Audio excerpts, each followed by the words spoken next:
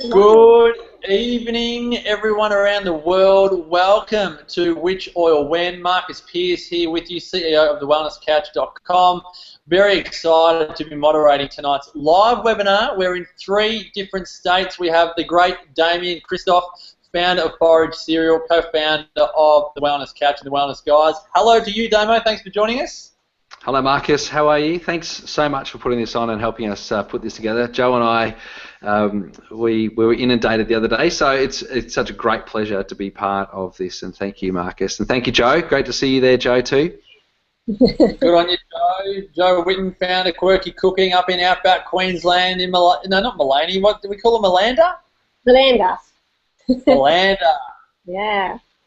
Thanks for taking the time, Joe. We really appreciate it. And you guys created a storm the other day on social media. I think, Damian, you might have let the cat out of the bag about coconut oil. Do you want to just give people some context as to what has actually happened and why you guys decided to put this webinar on tonight? Because from what I can tell, you ruffled a few feathers, Damo, with what you said about coconut oil in particular. Do you want to just give people an insight as to what happened? I do, mate. I really do. Look, I won't even start off by apologising for letting the cat out of the bag, because I think it's really important that the cat was let out of the bag. The cat was let out of the bag probably nearly 2 years ago at a wellness summit. We spoke about it, Marcus and Joe. Actually, 18 months ago we spoke about it. Not the last wellness summit, the summit before that, where we said that it may not be the wisest thing on the planet to be cooking with coconut oil, because coconut oil has a very low smoke, in other words, burn point, and that kind of sent all the paleo people into like tizzes, and they all got really scared, because there's been a lot of people out there say that the best oil to cook with is the oil that's highest in the saturated fat, and it's more stable, and it doesn't burn at a low temperature, and all that sort of stuff, and unfortunately, a lot of nutritionists believed it. And without looking further into really what does coconut oil contain, and is it the same as palm oil? And what we've since learned by, I suppose, actually reading what was the truth, is that coconut oil is very, very different to palm oil.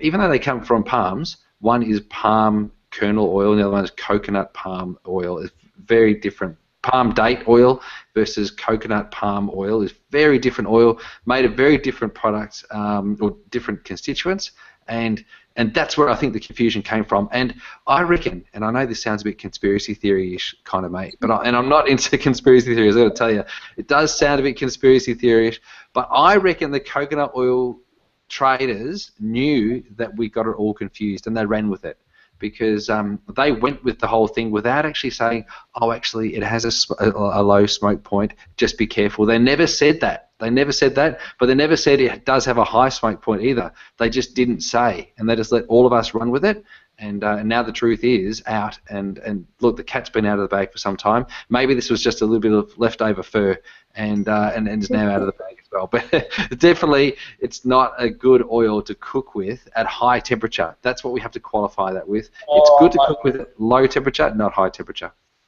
Okay, so this is really important, and there's another questions coming and going. I hope you're recording this. The answer is yes. This has been recorded, folks, because you're going to want a lot of this to.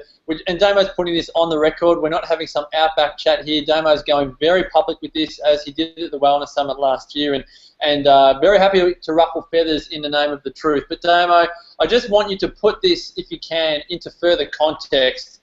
I have been to your house, and we have eaten beautiful food in the Kristof residence. Let's just let everyone, just breathe a little bit of calm here. You do have coconut oil in your house. It's not that you're against coconut oil. It's the way that the society, consumers have been taught to use it really by marketers. Is that just what you're saying, just to be clear? That's spot on, Marcus. Spot on. Look, I do have it. One of my most favouriteest meals, apart from forage, of course, Joe, Marcus, is, of course, Joe's famous kale eggs. And I love that. And I often start off by cooking my kale eggs, and I'll often use coconut oil on a low heat just to stir through the kale, because I don't want to cook the bejeebers out of it. And I'll do that with my chili as well, just to bring some more flavour into it. It brings those beautiful islander flavors through. I've got the spiciness of the chili, I've got the fruitiness of the coconut, and I've got all of that beautiful flavor coming through. But the key thing is that I don't want to cook it fast. And I know that, with busy people are super keen to go and cook things fast, and they're looking for the oil that they can bring to the hottest possible temperature without blowing its guts out. Coconut oil doesn't qualify in that regard. So I saw a great quote from Jo the other day. She said, the Thermomix doesn't get that hot, so we don't have to worry about it. And that's a great point. The Thermomix doesn't get that hot. So, if you're cooking at 100 or even Varoma temperature, what does Varoma get to, 110? At the most, about 120. It depends. There you go. It actually depends on your altitude. Ah, right. Okay. So if I cook upstairs, I've got to be careful. But if I cook downstairs, it's going to be all right. But yeah, it won't go over 120. Yeah. Great. So coconut oil in the Thermomix, for all intents and purposes, is going to be fine. Coconut oil on a gas flame, on a hot stove, on a hot skillet, or on a barbecue, or something like that, is not going to be any good. In fact, you'll see it burn. You'll see it burn very, very quickly. Even if you're cooking coconut oil in an oven and you're taking the oven temperature above 170 degrees, you'll see it smoke. And that's a very clear indicator that it's not ideal. And I think that's for people that, they don't really know what temperature they're cooking at a lot of times. They just turn the stove on and hope for the best, So that's good to give them an idea that if you start to see smoke, it's too hot. That's right. And look, that's across the board for everything. If anything's burning, it's smoking. And if things that don't smoke usually aren't burning. So if you're seeing steam, that's the moisture coming off. If you're seeing smoke, that's some serious carcinogen going on there. So you want to try and stay away from that as much as you can. Oh, well, this is really getting into what a lot of people, want to know, and that is the food that I'm cooking is the food that I'm cooking, whether it's on the stove or in the oven, am I doing myself more a disservice? I want to know exactly what the temperatures are, exactly how does this work, where's the research, and we'll talk about this. And Damo, I know you want to talk about this, but I just want to ask on behalf of Rachel here, first of all, because this is really started all about coconut oil.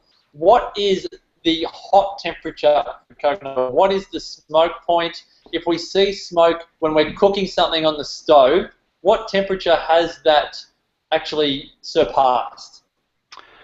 If we're talking coconut oil, it's gone way past 165 to 170 degrees Celsius. If you see smoke, you'll see if you're cooking with margarine, which I hope everybody on this call is intelligent enough to not use margarine and intelligent enough to not cook with margarine.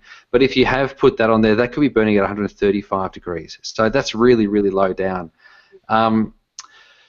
Essentially, if you see something that's burning, you've gone beyond 230 degrees, really. So, for example, even if you're using canola oil or you're using, one of the other terrible oils that are really, not beneficial, but easy to cook with at high temperatures, like soybean oil or vegetable oil or any of those sorts of highly processed, low nutrient, omega-6 fatty acid rich, cooking oils. If you're cooking with those sorts of oils and they start to smoke, you've gone way beyond the 230 degrees, which is where their kind of burn point is or smoke point is. And some of them can get up high, like the more highly refined an oil is. In other words, the more processing that it's undertaken and has been exposed to, the higher the burn point is. So the refined coconut oil actually burns at about 10 degrees hotter than the unrefined coconut oil. So the stuff that's actually better for you, which is the unrefined stuff, burns quicker than the more refined stuff,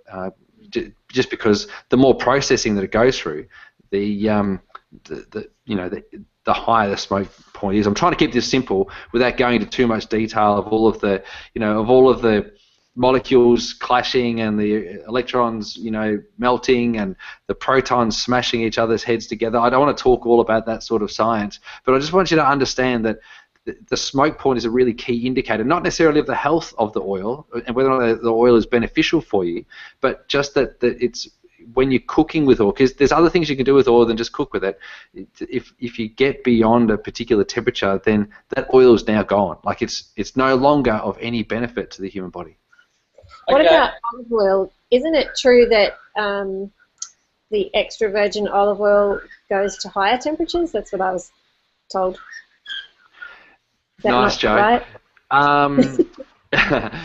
Not really. The extra virgin olive oil isn't heat extracted, so it's cold pressed. So it's usually extracted from the olives at about 75 degrees. So the process by which they heat the olives and then they spin them and then they extract the oil through the juices and then they let the oil, get to the top. That first pressing is the most, I suppose, unstable of the olive oil pressing. The more heat that they use, the more stable that oil becomes. And generally, they don't use extra virgin olive oil in creating margarine. They'll tend to use that oil, convert that into another type of fat, which they call an interestified fatty acid, and then they make that solid. And so that will have a higher smoke point than normal standard olive oil. But your extra virgin olive oil is richer in polyphenols, so it's richer in chemicals that are antioxidants, and it's richer in a chemical known as oligomeric proanthocyanidin, which is a really great antioxidant, amazing for the body, and is found in the leaves, so mainly in the leaves, but you'll get that in some olive oils. Now, what's really important to understand is that the cold-pressed extra virgin olive oil is unbelievably healthy for you. The smoke point's at about 175 to 180 degrees, so even just in itself, like extra virgin olive oil, has a higher smoke point than coconut oil.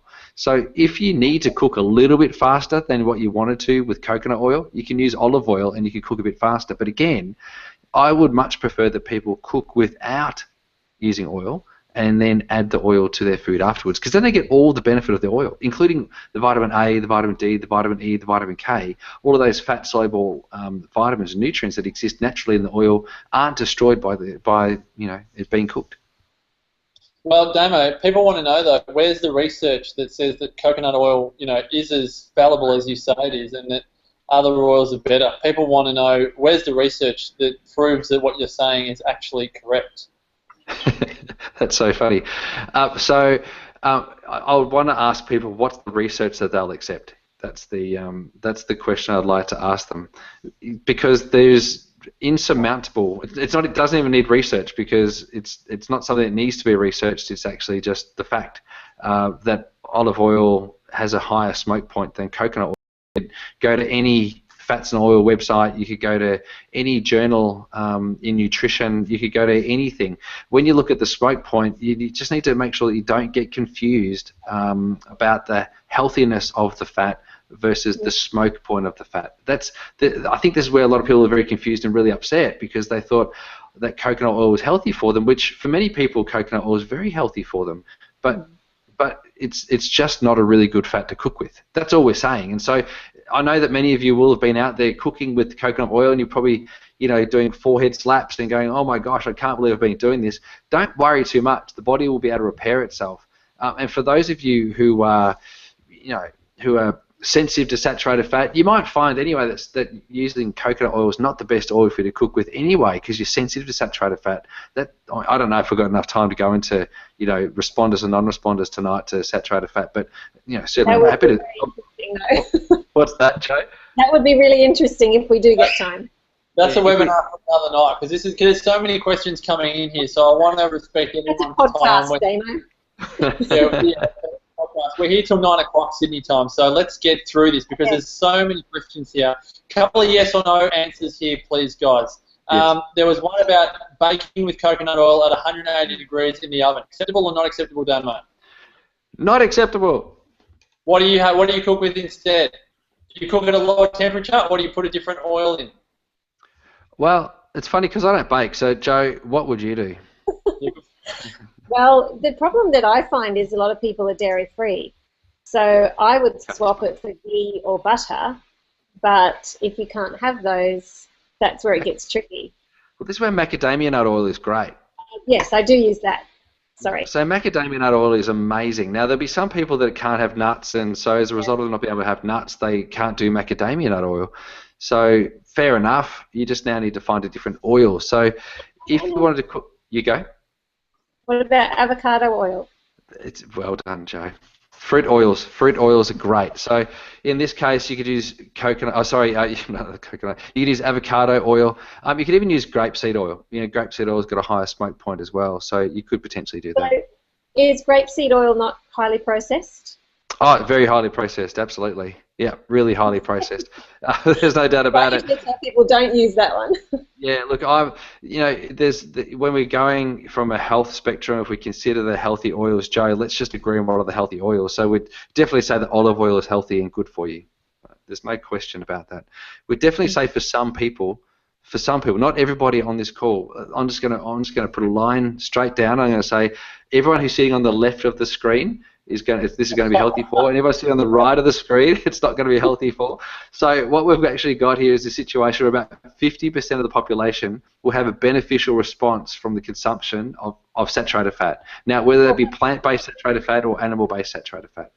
Okay. What's that, Joe? I didn't realise it was as low as 50%. Look, it might be as high as 57 or 60%, but if just even keeping a little bit arbitrary, it just means that everyone would love it if you just inquired more about that. So if you've been eating lots of coconut oil, it's wise to go and just get a blood test and just see how your body's coping with that. Don't be worried if your cholesterol levels are higher. Don't be concerned about that. You need to look at the fractions of your cholesterol. You need to look at your VL LDLs. So you can look at different fractions of cholesterol, not just looking at LDL cholesterol. You've got to look at the fractions of cholesterol to see whether or not the little LDL particles are in too much, and then you know that you're a poor responder to saturated fat. But that's another podcast. So we definitely know that avocado, olive, coconut oil can be good for some people. Macadamia nut oil is great for people. What else would you say, Joe? I use ghee a lot. Yep. That's probably one of my favourites. Yeah, and ghee is great. Particularly from a saturated fatty acid perspective, great, very stable. It comes from an animal, so it's we know that it's going to be a bit more stable than the plant-based saturated fats. It's probably going to be a higher smoke point. Well, it is a higher smoke point. In terms of whether it's a healthy fat, again, it comes back to that responder. Are you a responder, a negative responder, or a positive responder to saturated fat? Whilst we're on tallow and ghee, we've got a question from Sally. Can you explain tallow and ghee? My parents told me not to eat it. Joe, I'm sure this is one for you since ghee is a part of the Whitton household. Yes, my mother told me to eat it growing up, and I told her, no, Mum, we should be having margarine. So she swapped over to margarine, ended up with sky-high cholesterol, and went back to ghee and tallow. And now they're good. It's a traditional fat. It's something that, Damian would be better with the science side of things, but for thousands of years people have been using these natural fats, and I think then margarine came along and said, no, this is better. We were told that margarine was better, and it hasn't been at all. So we definitely focus more on whatever's very close to nature, so try to avoid the really processed oils. I think that's a wise thing to do, is to try to avoid the processed oils as much as possible. I think that's really good. Using beef tallow or ghee, again, your mum and you, Joe, had a very positive response to that, and it's highly likely that in your genealogy you've got the ability to positively or have a positive association with saturated fat. But there will be some people that are listening to this call that have a negative association to saturated fat, and it could just be that who was the person that asked that question, Marcus? Sally. It could just be that Sally's parents are right in that genealogy, in that family line, there is a negative association with saturated fat. But to be blanket, which I'll be brutal here. What paleo has done is it said that everything, as long as the caveman ate it, is good for everybody. Now, that's not true, and it's very, very difficult for people to swallow this, because once you've subscribed to a particular eating program or a particular eating plan and you feel really good on it, you automatically think that it's going to be the best thing for you, but it may not be the case for every single person. So it's the same as vegan, or it's the same as vegetarian, or it's the same as blood type, or to say that, Joe, you should follow the A-type blood eating program and maybe you've got O-type blood or B-type blood, you kind of got to find out what your blood type is. So that goes just subscribe to a particular way of eating because everybody else is, or it made you feel good for a period of time, may not be the healthiest thing to do. So it just requires a little bit more investigation. Can I ask you a question, young man? Yes. Quick question. Are you saying if I'm from Ireland and there's no coconut trees in any of Ireland, or maybe I'm from Scotland and there's no coconut trees in Scotland, maybe a bit of coconut oil is not doing me too good? Is that what you're saying? I live in a place called Sandringham. Well, actually, I work in a place called Sandringham. That's a beautiful Irish-Scottish accent, by the way. Did I tell you the joke about Paddy and Mick? I'll have to tell you about Paddy and Mick one day. Two Polish guys. So I work in the most amazing part of Melbourne called Sandringham. It's beautiful. It's on the water. It's stunning, just gorgeous. And because it's Sandringham, a lot of British people live in the area because they thought that that's where the Queen went for holidays. I think that's the reason why they went there anyway. So they live there, they come in, and I was noticing as paleo kind of picked up and as CrossFit got massive, all these people were getting massive, but they were getting itchy on their face, like their skin was really red and sore, and I'd be asking them, what's going on? And they'd go, oh, I'm just really itchy all over my face, and my eyelids are cracking, and I'm going, seriously, like, what have you changed? They go, oh, I've gone paleo. I've gone, okay, well, what's your paleo diet consist of? And so they were saying that they were eating all these foods, and the fruits and the vegetables were all great, and I was really happy with that, and the protein choices were terrific. But they were having coconut chip this, coconut milk that, coconut oil here, coconut, I don't know, flour to make this, coconut whatever, coconut butter to moisturise themselves, coconut butter to cook with. They're running their cars on coconut oil because it was more environmentally friendly. They were wearing coconuts for bras, just because they're doing everything to do with coconuts. But the problem with that was that they were exposing themselves to so much coconut, and never before in their genealogy had their human species, their whole human species, had never seen coconuts before because they're from Ireland and Scotland and London, and so that, because they're from those areas, they'd never ever seen a coconut except for in a tin or in the fruit shop, not growing on a palm in their backyard. So they were exposing themselves to stuff that just wasn't right. So again, this is another key indicator that we need to be mindful of our genealogy. For the people that are watching this that are from German descent, you're probably more likely to be able to handle this sort of stuff because you've had an exposure of saturated fat in your diet. See, Joe, exactly. So there's the exposure to saturated fat in your genealogy over time, and you've been able to adapt to it. Saturated fat's a big part of the German diet. But the cultures that operate solely on, plant-based fats that are polyunsaturated, for example, the Icarians and the people from the Mediterranean sort of regions, Greece and Italy and Turkey, they aren't going to respond very, very well to saturated fat at all. In fact, they're going to do poorly and most likely have a cardiovascular effect from that, which is negative. So you've got to look at your genealogy. It's really important. All right. So, Damo, yes, Marcus. It's fascinating, and I know that you are the authority tonight. So Joe and I aren't really here to give all of our authority. We're here just to fill in the blanks, and Joe's going to answer some questions, and she's got all those questions she wants answered. So we're going to I want a couple of yes or no answers on behalf of Sally. Is rice bran oil okay? Yes or no? No. Any seed oils okay? Yes or no? Sunflower oil, I like if you get a cold pressed sunflower oil, but this is just for health, right? Not for cooking, right? I just want to make sure that the oils that we said before, they're the ones that are healthful and for cooking, so they're fine. The cold pressed oils are generally across the board are going to be fine, unless it comes from a genetically modified plant like soybean. Sunflower oil I like, as long as it's again cold pressed. What other seed oils would there be? Flaxseed. Flaxseed. Hemp seed. Yeah. I like it. I like flaxseed. A lot of people are scared of omega-6 fatty acids, but omega-6 fatty acids are only bad for you if they've been cooked. Like if they're raw. Yeah, that's right. You don't put a flaxseed oil anywhere near heat, though, do you? No, that's right. Like you would. Salad, yeah. Or have it as it is. Like I used to have that Udo's oil all the time. That's what heaps of flaxseed oil. That's exactly right. Yeah, great. Good. Yeah, good. No problems. Yeah, look, and now that marijuana's legalized, everybody in Byron Bay is singing. They're all dancing even louder now. So it's great. But you could definitely having hemp oil. That's great. Hemp protein. But again, just be really careful of the next fad, because if all of a sudden we all start having marijuana oil and marijuana protein and marijuana leaves and marijuana smoke because it's now legal, I guarantee you we'll have some problems. Okay.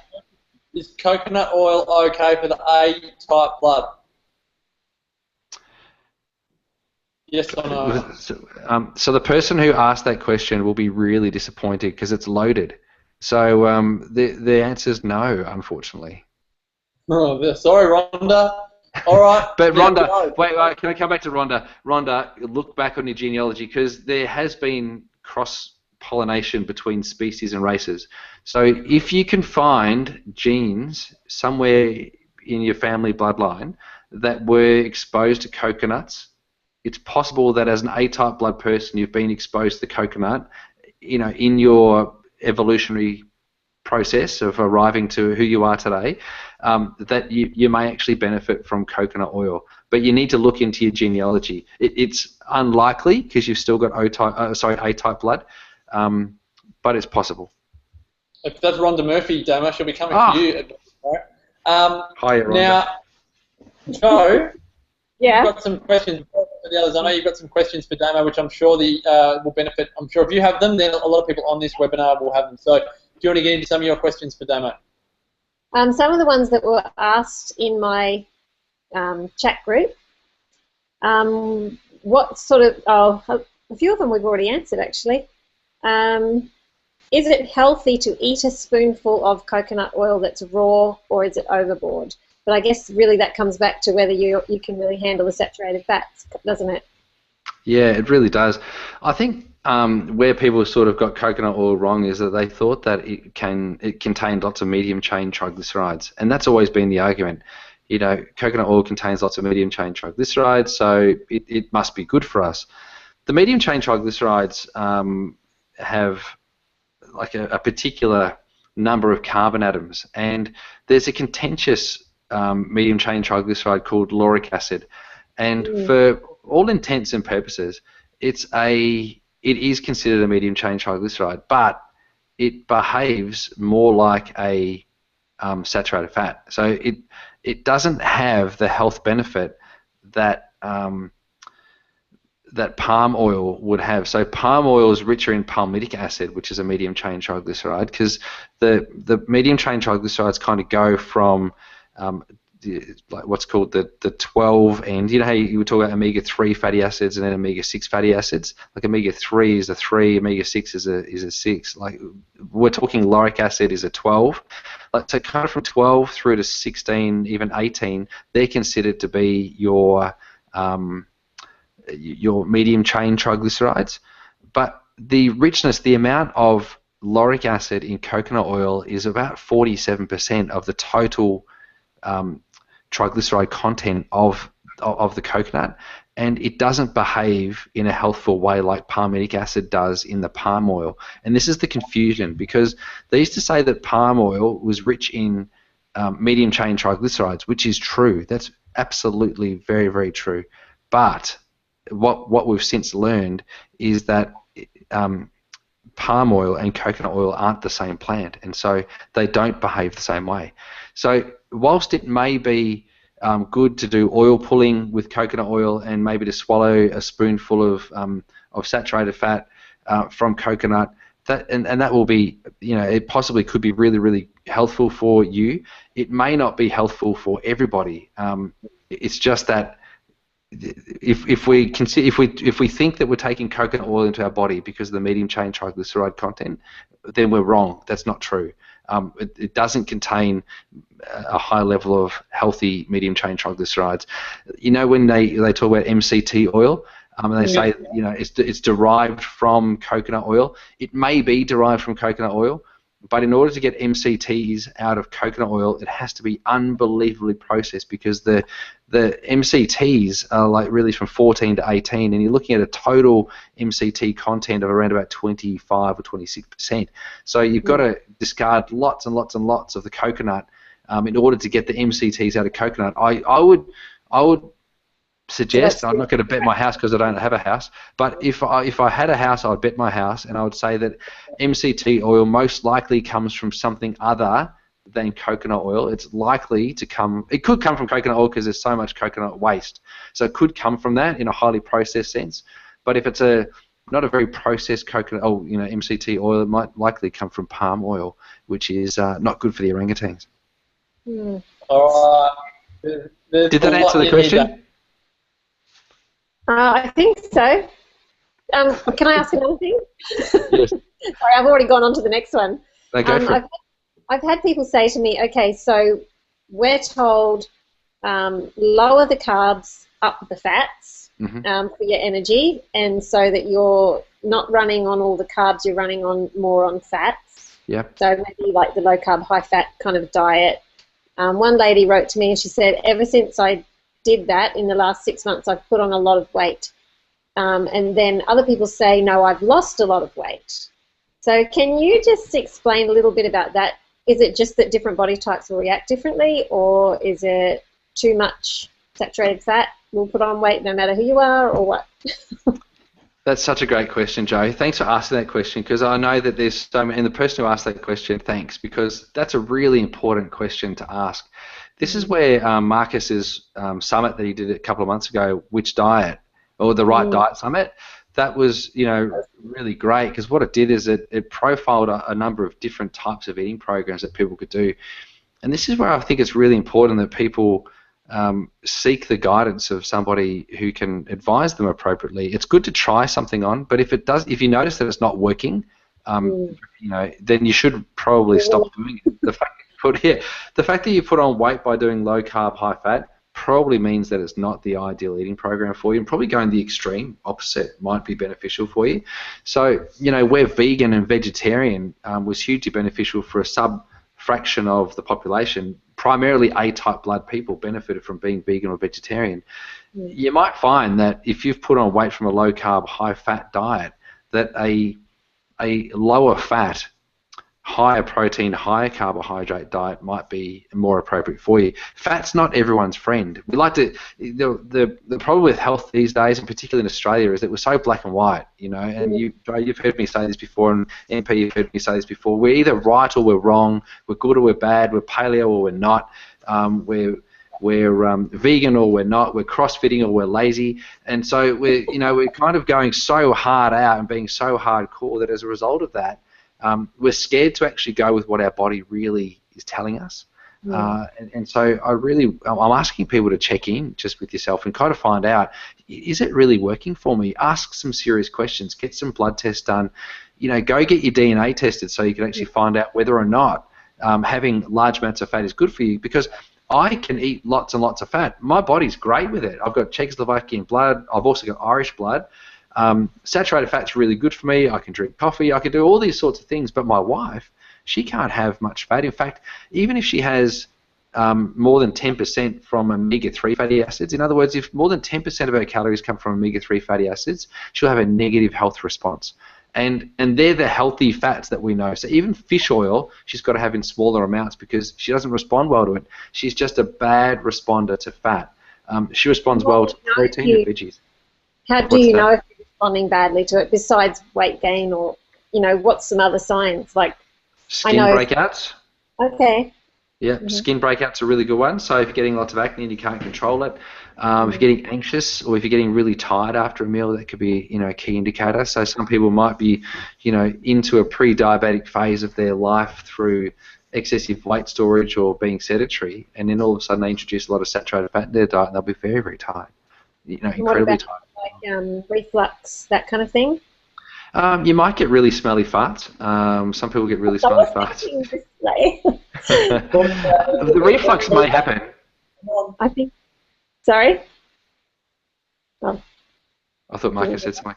The reflux might actually occur, but usually by the time fat's being digested, it's lower down. So it's already beyond the pylorus, which is the last sphincter of the stomach, and entering into the duodenum. And so it's gone through the pyloric sphincter and it's now into the duodenum, and the pancreas. It's more likely the other end. Yeah, you're going to have it in the other end. So excessive fat, and when you're not coping well with fat, you'll get floating stools, you'll get oily diarrhea, you can get really smelly flatus, and it just requires lots of mopping up. You won't really get And you won't have a lot of healthy bacteria growing either, because the oil won't be being digested properly, and so as a result of the oil not being digested properly, you haven't got that villi exposure to allow the bacteria to be able to grow appropriately. I'm going to sneeze. Oh. Okay, you sneeze, Joe. Damian, a couple one word questions. Here we go. Is pumpkin seed oil okay? Which seed? Pumpkin. Pumpkin seed. Yeah, great. As long as it's cold pressed again. Yep, cold pressed, absolutely. Anything that's rich in omega-6 fatty acids is fine, provided it's raw and cold pressed. That's important. Yep. So flaxseed is great, unreal.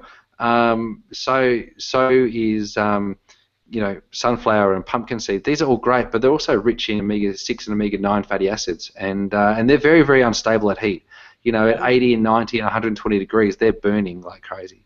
So when you buy, there's some people that would have bought soy and linseed bread in the past. That's like, you might as well just put a nuclear bomb down your throat. It's crazy. It's really hard on your body. That's interesting. Yeah. All right. Okay. So Damo, I've got two questions. I'm going to go back here because someone said, Erica said, but surely in a cake mix the oil doesn't smoke? Question mark. Which I understand why some people say that. But can you just clarify, because what you just said about soy and linseed bread is pretty much what you're saying about a cake mix. Just because it's all in a batter and it's all put together doesn't mean that it's immune from the response, correct? 100%. It'll still be affected by the heat. It'll be more what's on the outside of the tin, because obviously using a proper oven will heat from the outside in, and as a result of heating from the outside in, everything that's on the outside will burn. Until it gets to the middle. Once the cake's hot enough in the middle, then obviously you take it out of the oven. But the heat's got to penetrate through the cake tin to get to the middle in the end. So it will still burn. Okay. Maybe the healthy bit might be the little bit that's in the middle that didn't get up to the high temperature. Yeah. Okay. Now, next question. Just trim it back. Just cut it all back a little bit. So this is one for. This is a mixture of everyone's, but there's people going. Do I need to know my genealogy to know what oil I can safely consume? Yeah, that's from Rory. Debbie says, how do you know if you can handle the saturated fats? And then Emmy says, how do you know if you have a negative or positive association with saturated fat? So they're all kind of asking the same thing. Joe mentioned it before. Is it just a matter of symptoms, or do you go down the path of having your genes tested or your blood test? What are the recommended ways to get really clear on this? Look, gene testing is the #1 way to find out. That's conclusive. So there's enough research now. Sorry, Jay? Can you just explain where people can get that done? Yeah, absolutely. Look, you can get it done through your integrative GP. You can get it done through most naturopaths. The gene people that I use are a company called Smart DNA. Thanks, buddy. Just got my slave to get me some water. The company that I use for our DNA testing in our practice is Smart DNA. Marcus and I have interviewed Margie Smith in the past, and she's excellent. As a geneticist, she really knows her stuff. Now, she's speaking from the research, and that's great. We're talking, like, as a naturopath and a chiropractor, a nutritionist, I'm speaking from the application. So whilst you get like a gene profile and you'll learn what that all says from the Smart DNA panel, the interpretation is very, very important, because you get to flesh it out and work out exactly what you need to do. Because just because you see a red light or a yellow light or a green light on a report doesn't necessarily mean that the gene's on or off. It just tells you kind of how significant this particular gene might be. So you do need some explanation of it. So it's good to get that test done. It's quite expensive. You're looking at about $400 at least just for the test. And then you're going to need to have some kind of consultation with somebody to take you through that process. That's the best way to find out. Now, in terms of the symptoms, we did speak about some of the symptoms before. Joe and I just mentioned some of those, but they're difficult to kind of work out. Like, it's not just clear cut, because you could have bad acne from too much sugar. You could have bad acne from hormones. You could have bad acne from infection. You know, there's so many different things that can cause bad acne. You could have bad farts just from, you know, not digesting properly. You might not have enough hydrochloric acid. Not have enough coconut. Oh, sorry, coconut. What do I try to say? Lemon juice or apple cider vinegar in your diet. Like you might be not eating the right foods, and so you might be fermenting in the gut. So to look for symptoms, it's very, very difficult to be, it's totally certain about it. You can do some blood tests, so you can look for cholesterol, but again, if you're going to do cholesterol, you've got to look at the fractions. So it's not good enough just to get LDL and HDL and triglycerides. You've got to get VLDL, so you've got to look at the subfractions, and then you want to look at your ApoE and your ApoA markers to help you understand whether or not, you know, it's just more complicated to go down the blood test route than to go down the gene route. Okay. Couple of quick ones here. This is a one-sentence answer because I know it could be really long. Tracy wants to know, what would be a good fat for someone from a Scottish-English background? Potato fat. Really? No, I'm joking. I don't know. What's that? Imagine that would be amazing. Imagine if we got fat out of potato. You know what is interesting about the Scottish eating, lifestyle? Scottish and Irish, they used to use lots of heavy saturated fat from lambs and cows and yaks and stuff. And so, having tallow and ghee could be hugely beneficial. But again, I don't want to be blanket and just go, just because you're from Scotland and Ireland, that this is going to be fine, because there was a lot of Scottish and Irish people who really lived on vegetables and not a lot of meat. And so they just used to cook up stews and broths and all of that. So they had a low-fat diet just generally with a relatively high carbohydrate.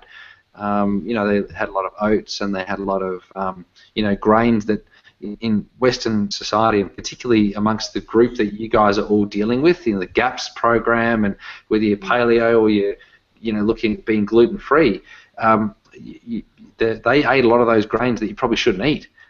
So again, it's hard just to give a blanket answer with that one, but I would be more inclined to go with the animal-based saturated fats and the uncooked plant-based vegetable oils.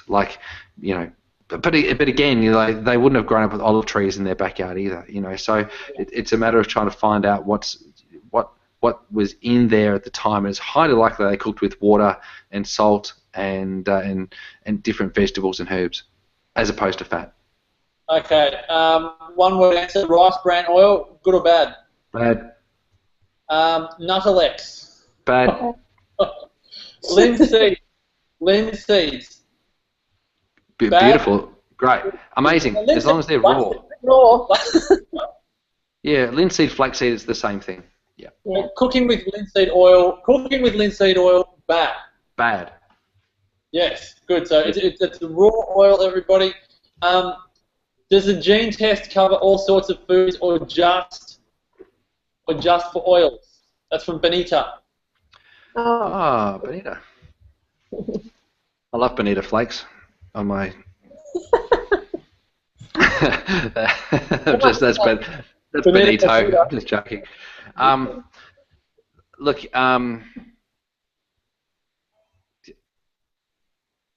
Can you ask that question again? I got thrown by the Benita flakes. Sorry. Does the gene cover all sorts of foods, or just for oils? It covers all kinds of different things. So it gives you 80. It measures somewhere. It's probably up to 90 different genes it's measuring these days to understand which gene sequences you've got, which alleles you present with in terms of have you got any gene mutations that might be inappropriate. So we're kind of trying to understand, how can we alter your environment to give you the best possible response to your environment. So what do we need to do to change your environment so you have the best environment for you to live well. So it doesn't necessarily test for food, but what we can actually start to understand through doing the gene testing is we can understand how you methylate. So we get to look at activated Bs and B12 and folic acid and folinic acid. We see those things. We might look at coenzyme Q10 and essential fatty acids like fish oil. So we get to see that and see if that's beneficial. We'll get to see whether or not saturated fatty acids are beneficial for you, or whether or not polyunsaturated fatty acids are beneficial for you. And then we get to see what percentage of your calories should come from fat. And then we can actually start to understand from your diabetes profile as to whether or not you should be consuming carbohydrate or restriction of carbohydrate, altered protein intake. So it's quite a lot of information to take in to then eventually arrive at what's an appropriate eating program specifically for you. It's not just, okay, you have to eat low fat, and then over here the panel says, oh, you also have to eat low carb. And so all of a sudden you think, oh my gosh, the only thing I can eat is meat, because that may not also be very good either. So we've kind of got to work out exactly how that all works. So it's not that it tests food like an IgG panel does. What it does do is it understands how your ancestry has built you to be able to cope with your environment now. Okay. Now, got a couple of practical questions, because this is where people are beginning to want to apply this. How do you cook food in a frying pan without sticking? I have stainless steel. If I don't use oil or tallow or ghee. Oh. For all the quirky cooks out there. I tend to use the oil, but like if you can't have too much, use a small amount. And just the thing is keeping it low heat. I think a lot of people, like Damian said before, they just blast the heat trying to, sear the steak or whatever, and the heat's just too high. But I use cast iron, and that really holds the heat. So you have to get it to the right temperature and then turn it right down, because it will hold that, and it's very easy to burn things. But if you don't want to use the oils, broth is great to cook in. We use a lot of like bone broths and simmer things in that. What would you say, Damian? Oh, Joe, you're on the money there. I love cooking with bone broth. Ever since I learned how to do it, making bone broth from you. Thank you, Joe, for coming to our house. And everybody, Joe stayed at my house, not yours. And Jackson was so proud. He was so happy. He went to school. He goes, Joe Whitton stayed at my house last night. Everyone's gone, who's Joe Whitton, right? And he's gone, has your mum got a Thermomix? And they've gone, yeah. Then he says, ask your mum. They'll know who Joe Whitton is. So it was classic. But Joe came to our house and taught me how to make some bone broth, and ever since I've learned how to do that, we use bone broth often for cooking things in the fry pan. The other thing is, you don't have to be in a hurry to cook. And so if you do want to cook with oil, just cook it on a lower heat. So instead of using that flaming gas where it's coming out like that, like a wok, it's like so much heat coming off that thing that you have to really only cook it really quickly, like that's fast cooking. I like to cook slowly, and I don't like to use too much heat, because too much heat destroys too much of the nutrient. Like all of your B vitamins are heat sensitive. All of vitamin C is heat sensitive. Most of your fat soluble vitamins are heat sensitive. So pretty much every single vitamin that you need to have in your body is heat sensitive. So the hotter that your food gets, the lower the amount of beneficial vitamins are actually in there. You still have all the minerals, they don't burn off, but the vitamins are destroyed by the heat. So I don't like to heat my stuff too much. I'd rather eat it than heat it. So I'd much prefer to make sure that I've got all of the benefit from the food by cooking it on a lower heat for a little bit longer than actually on a high heat for a shorter period of time. And then you don't have the trouble too of burning everything, which people try to cook eggs, for instance, in a cast iron pan, or pancakes, and I'm always getting questions about it. It always burns. I'm like, you would turn the heat down. It's not on or off. It's not on or off. Cook on 25% heat. Just use the 25%. Just go a quarter of the way. It's just got to heat the pan. You don't have to make it so hot that you can't touch it. It's probably safer for the kids as well if it's not too hot. You're not going to burn anyone's mouth when you put the food on their plate. So, think about... What's that? Just have to be a little bit more patient. Yeah. Slow down a little bit. Everyone's going too fast. Joe, do you have any questions there from your group? Because there's a few questions here from the chat, but I just thought, I know you had a number of questions from the chat group. Are there any that you want to ask Damo, as we've got 10 minutes remaining? I think mine have mostly been answered. Okay, cool. Well, then I'll come to a few questions here. Damo, this one's definitely for you, because we know that Joe's family's had great success with the GAPS diet. Andrew wants to know what your thoughts are on GAPS, considering the amount of saturated fat. I'm guessing it depends on each person's genealogy, as if they'd thrive and heal on the protocol. Is Andrew on the money there?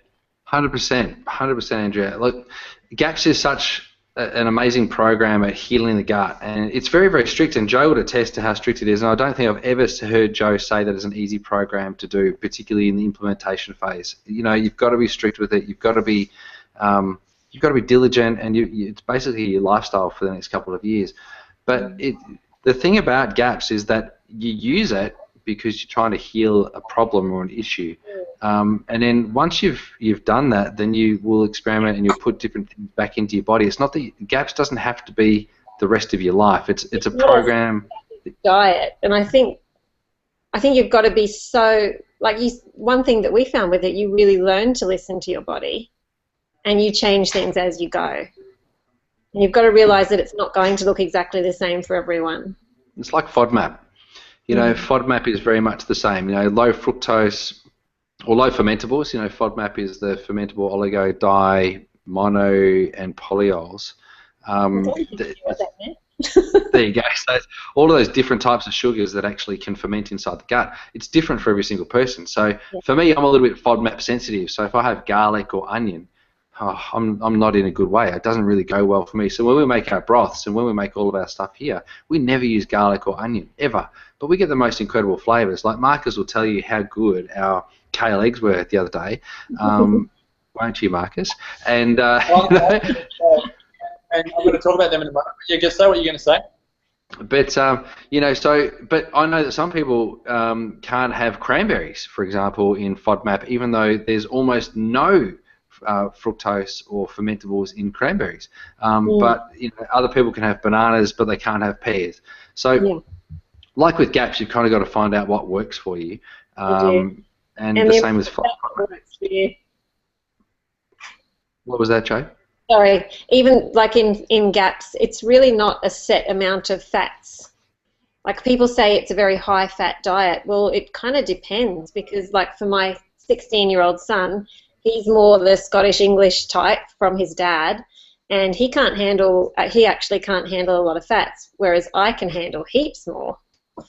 So in our own family, we've had to tweak it, you know, according to each child, each person in the family. Yeah. Absolutely. All right, so there's a couple of more questions here. Damo, one-word answer. Grapeseed oil is used a lot in thermo mayo. Is it okay, not heated? Yes or no? Yeah, again, it's the whole, we see with grapeseed oil before, it's highly processed, so just be careful. I love making my mayonnaise out of macadamia nut oil. It's beautiful. Yeah, me too. Do you know what I made the other day? You probably will freak out at this, Damian. I don't know what you made the other day. I made mayonnaise with duck fat. It was amazing. Wow, that'd be incredible. That'd be amazing. That would be incredible flavor. You would have to. Did the fat have to be hot? It was melted because this is far north Queensland, just in the cupboard. Yeah, right. Fair enough. A couple of other ones. Christine wants to know, how do you cook with broth? Is everything a stew? Definitely one for you, Joe. And Damo can talk about his kale eggs. But Joe, is everything a stew when you cook with broth? No, definitely not. You can make it a stew, or you can just use like this much broth in the bottom of a pan. You've got your meat simmering in that. Once it's soft, then you add your veggies. And then once everything's cooked, what you can do is scoop it out with a slotted spoon, put it on plates, and it's not swimming in broth like a stew. It's just meat and veggies. And then sometimes there'll be a little bit of leftover broth in the pan. You can either simmer that down to make a gravy, or you can just, you know, add it to another meal or drink it. But you don't have to simmer it in a lot of broth. You can just use a little bit and cover the pan, and then you've got the steam as well cooking. All right, good work. Beautifully said. Damo, do you want to just give anyone more into your experience with broth and particularly kale eggs, which I love? Kale eggs, Joe, I'm going to have to ask you permission, but I want to put it in my recipe book. Is that okay? It's practically yours now. You can have it. I think I made it up at my house, but yeah. It's going to be my recipe book. All different variations and combinations of permutations. Look, the way we can make that is I'll just lightly fry some chili and some other herbs. I might have some coriander, I might have some thyme, and just lightly fry that. And whatever vegetables I've got left over from the night before, I'll pop that into the pan just to heat it up as well. Then I'll put in there some kale and just toss that through as I'm lightly frying things. And then I'll get about 1 litre of broth and pop that into a big container so that now everything's kind of boiling. but not boiling, but like drowning, and then once it heats enough, and so that it almost gets to a roll, or not even to a roll, it's just bubbling a little bit. I'll pop the eggs in the kale, and then pop a lid on it, and just turn the heat off for a little bit, and then all of a sudden, after about 3 or 4 minutes, I've got these beautiful poached eggs that sit inside kale, and they've been enveloped in the kale, and you scoop all that out, and you have it like a kale and egg soup, and we have that for breakfast, and it's just delicious. Well done. Now, that's how I do it. But I do cook with broth. I'll cook my meat or my chicken with broth, and I just like what Joe just said. It's not on a super high heat, but 25% heat, maybe 40% heat if I'm going to get really hot, and so the broth's bubbling away, and I'll put the chicken, or I'll put the beef, or I'll put the lamb on top of that, and it just cooks away. Nice work. Now, Rory's been very honest and strong here. I'm loving this. He said, I almost hate to ask this in this forum, but I'm guessing reheating food in a microwave destroys all the nutrients that were originally there. Well, what we do know about using a microwave is that you're heating through radiation. So you're actually using a form of radiation, or microwave radiation, that is known to be dangerous to human health. The other thing that we do know is that when you microwave proteins, much of the protein structure is denatured significantly beyond what would be recognizable if you normally convection heated a food. So if you threw heat up through the pan from a flame, or from a magnet, or whatever else you're doing, to bring heat onto a pan, and you put that through the food, that doesn't denature the protein to the extent that a microwave would do that. And so it's definitely way more healthful for the body to not use a microwave to reheat your food. In saying that, my grandfather, who's 97 years old, uses a microwave to cook his oats, his Wheaties, his milk for his coffee. He puts his steak and his meat pies. He's 97 years old, and he puts all of that in a microwave. Talk about throwing a cat amongst the pigeons. But he probably didn't do that all his life. No, probably since my nana died. So my nana died 16 years ago, or 15 years ago, and since then he's probably done more of that. But he's had more microwaves than anyone that I know, because he actually uses it. So, look, from a health perspective, my grandfather doesn't have incredible health. From a longevity perspective, he's going to make it to 100. He just will. He just doesn't want to conk out. I mean, I think he wants to conk out, but his body just won't conk out. And that's just the longevity genes. He's surrounded by lots of people, and Marcus Pearce and I talk about, how people live a long time. From a healthfulness perspective, he's not healthy by any stretch of the imagination. He's tired. His joints are sore. He's had a number of different health complaints and issues that I know would be well served from him, being a better eater and looking after his body. But, he just doesn't want to do that. So I would highly recommend that if you wanted to stay healthy, that you don't use a microwave. If you want to live a long time, you could chance it. Yes, good one. Now, a couple of questions. Rhonda wants to know about food sensitivities. What's the best way to test for food sensitivities? Is it the IgG, the IgE? Is it the other tests available? Yeah, it's the IgG, really. That's what you wanted to find out. You want to find out whether or not you've got a immunoglobulin response to food particles, proteins, carbohydrates that enter your bloodstream. The greater the number, the better. So there are some panels that test for 97 or 96 different types of foods. There's others that test for more. Again, you just need to see your integrative GP or your naturopath to be able to take you through that test to get that test done. It's a great test to get done, and generally it's done with blood. Generally. And what budget are people looking at with that these days? Is it still around the 400, or where are we at with that these days? Bless you, Joe. That's not the answer, but I think it's around $250 to $300. It's around there, but it depends on the lab that you're using. So if you're using a lab that's based in Melbourne or Sydney, it'll be less expensive than a lab that's say over in Europe generally. Yeah. Okay. Now, Janet's come in and said, how do you know if you're having too much fat? I think we've covered that off, so I'll say, Janet, have a look at the recording. of this webinar tonight, because we've spoken about that already before. And Kylie says, thanks on the grapeseed oil answer. Well, I reckon we've gone through all of the different questions here. Do you guys have any points you want to make before we wrap this up? Because we've got a few announcements to make before we wrap it up. But anything else, Joe or Damo, you'd like to say? It's been a very thorough and information-packed night. I think you've both done an incredible job. Anything you'd like to finish off with? I just want to mention again, we did mention it before, but just how individual it is, because I've just been, as you know, I've been working on this gut health food program, Cooking for Gut Health program, and as I'm working through it with my pilot group, there's just so many different variations of what people can handle, and it's really opened my eyes, because, you know, you think the small group that you know all go really well with a certain diet, and you think, well, this must be it, and there's just so many people that have to change it in so many ways. So yeah, look into the testing, like they were saying, but also just learning to understand your own body, and when there's a reaction to a food, starting to do the detective work to figure out what it is, because it's so different for everyone. Well said. Yeah, I think what we learned tonight is that it's not one size fits all. I think it's really important that we all go at this from a very individualistic approach. I think we need to get beyond the day of the evangelist. We've kind of got to not look at, you know, who's most popular on television, and actually check in with ourselves and ask the question, you know, is this eating program really going to be suitable for me? Does it actually work for me? So don't be afraid to try stuff, but, you know, really check it out. If you're the sort of person that wants to put their toe in the water and test it and see how things go, then go for it. That's fine. If you're the sort of person that needs the evidence and the validation, and you need to test for things to be totally 100% certain, then go and do all the tests to find out what's the most appropriate eating program for you.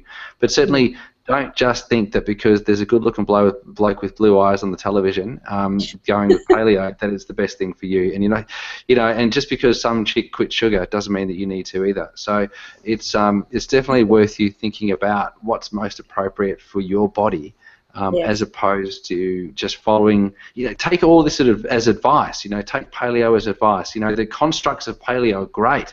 You know, that would eat more fruit, eat more vegetables, eat quality proteins, and be more aware of the benefits of fats. Like, that construct is great.